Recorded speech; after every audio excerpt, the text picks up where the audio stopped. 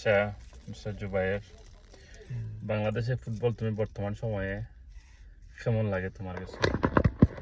বাংলাদেশের ফুটবল তো বর্তমান অবস্থা খুবই ভালো, বিশেষ করে হামজা আর বাদ থাকিন বাংলাদেশের ফুটবলের ফ্লো ধাপে ধাপে খালি আগুয়ার আর ক্রিকেট খালি দিন দিন ডাউন হয়। লাস্ট দুইটা ম্যাচ যদি তুমি দেখো হংকংয়ের লগে, মানে পারফরমেন্স ওয়াইজ বাংলাদেশ খুব বেটার কিতা করছে, সার্ভিস দিছে।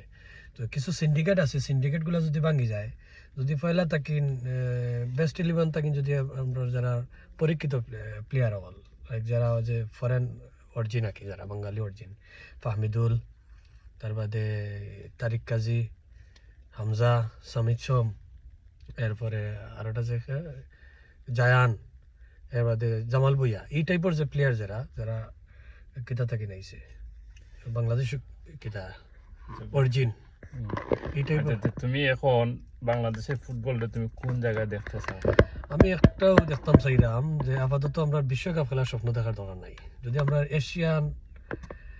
এশিয়া কাপও মূল পর্বত খেলতাম পারি, ওলা টার্গেট লিয়ে আমরা আসলে আগানো উচিত।